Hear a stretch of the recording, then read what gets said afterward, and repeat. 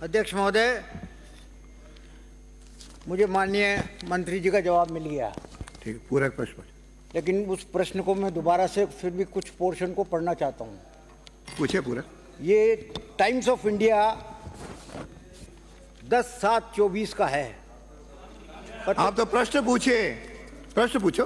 अखबार का नहीं, प्रश्न पूछो। स्टेटमेंट है आपका। कह दिया मैंने कह दिया। आप बात सुनिए, जरा नियमों की जानकारी ले लो, उसके बाद में ऐतराज किया करो।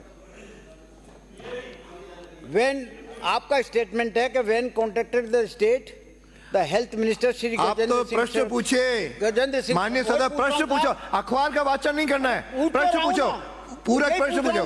ये सब अखबार का नहीं है, अखबार नहीं पढ़ेंगे। मैं ये कह रहा हूं कि गजेंद्र सिंह जी ने ये स्टेटमेंट दिया कि अगर कोई प्रस्ताव मेरे पास आता है तो मैं निश्चित तौर पर उसको अविलंब जो है मंजूर करूंगा। ठीक है ना। अब सवाल ये आता है, सवाल पूछो। अब सवाल आता है तो ये सवाल पूछ रहा हूँ और क्या कर रहा हूँ। नहीं, आप तो अखबार पढ़ रहे हो ना। अखबार नहीं, अखबार क्या पढ़ रहा हूँ मैं, तो अखबार में स्टेटमेंट। सदस्य प्रश्न पूछा, मैंने अगला प्रश्न पुकारूंगा, पूछो। मेरा आपसे निवेदन है, अगला प्रश्न नहीं पूछेंगे तो माननीय सदस्य कोई अधिकार नहीं है। ये तो आपने मान लिया का अधिकार है। प्रश्न में आपने मान लिया कि 6/7/23 को जब हमारी सरकार थी, आपका प्रश्न है तो बोलिए। साइकोलॉजिकल काउंसलिंग सेंटर की स्थापना और 3 पद क्लिनिकल साइकोलॉजिस्ट और 6 पद काउंसलर के सृजित करने की स्वीकृति जारी कर दी थी। कब करी थी? 7वें महीने में, 23 के 7वें महीने में। ठीक है ना सर। तब से काम तब से चल रहा था। अब सवाल मेरा ये था कि कोटा से आपको प्रस्ताव प्राप्त हुआ, कोटा की प्रिंसिपल मेडिकल कॉलेज के ने आपको प्रस्ताव दिया कि साहब यहाँ पर 5 साइकोलॉजिस्ट की ज़रूरत है और 10 काउंसलर की ज़रूरत है, लेकिन उसके बाद कोई कार्रवाई उस पर नहीं हुई। सिर्फ एक साइकोलॉजिस्ट वहाँ पर भेजी गई और 3 जो है और 4 काउंसलर जो है जो वो भी संविदा पे लगाए गए, और जो एक साइकोलॉजिस्ट भेजी गई उसको भी आपने जबरन बुला लिया।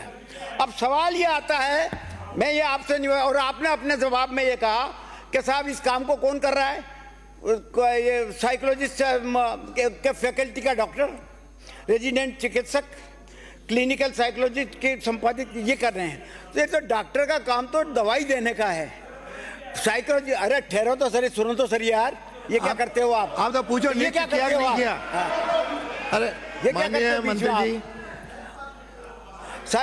मेरा निवेदन ये है कि साइकोलॉजिस्ट तो थेरेपी देता है, जांच करता है, डायग्नोसिस करता है, और वो बताता है कि कौन सी दवाई कितने समय के लिए दी जानी चाहिए, और डॉक्टर दवाई देता है उसकी राय पर।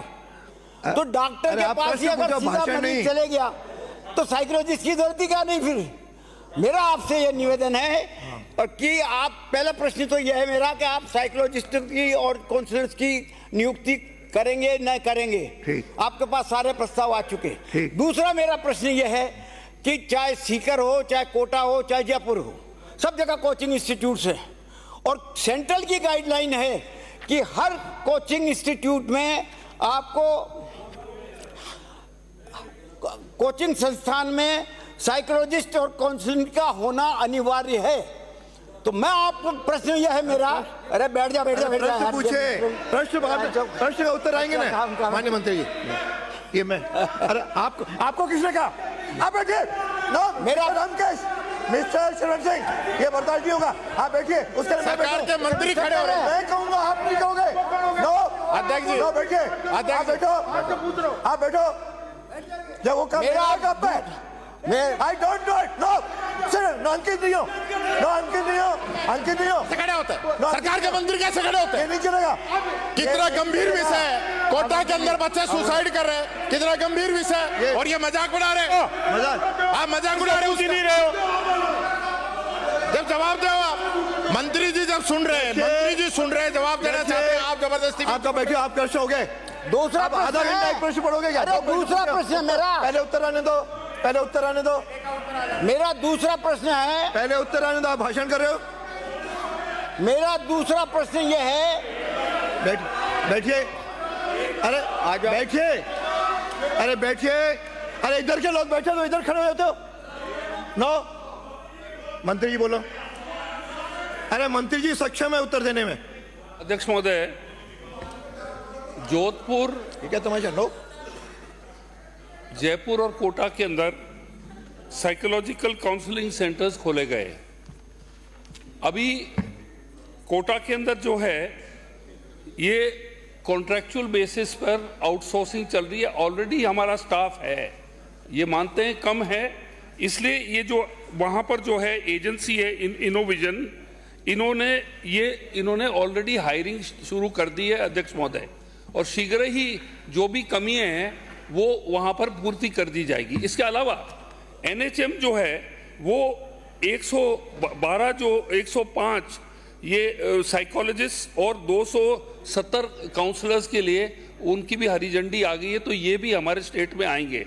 इससे जो कोटा के अंदर जो वहाँ पर जो कमिट सुसाइड कर रहे हैं बच्चे, उसके ऊपर हमारा नियंत्रण रहेगा। इसके अलावा माननीय अध्यक्ष महोदय, माननीय सदस्य को बताना चाहूँगा, एक हमारा ये जो टेलीमानस हेल्पलाइन है जिसका नंबर 1889 है और 14416 है, ये बहुत ही इफेक्टिव रहा है।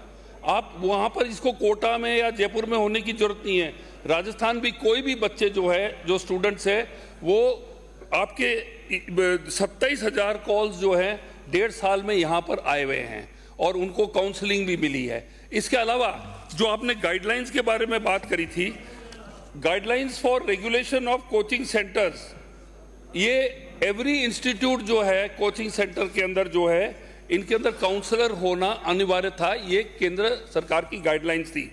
हमने हमारी गाइडलाइंस भी स्टेट ने भी जारी करी। इसका जो है ड्राफ्ट बिल पब्लिश हो गया है जुलाई 2024 में।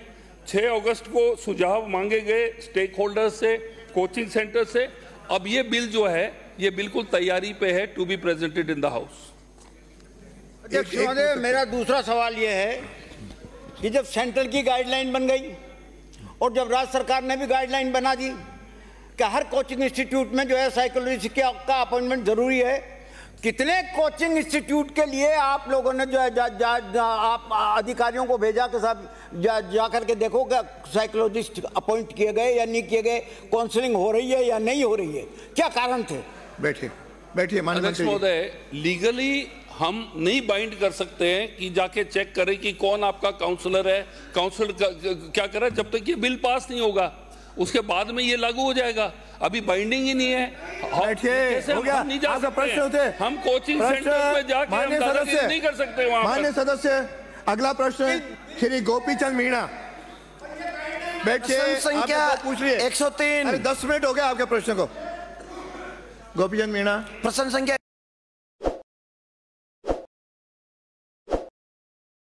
ताज़ा खबरों के लिए विजिट करें द फैक्ट इंडिया की वेबसाइट और डाउनलोड करें द फैक्ट इंडिया ऐप।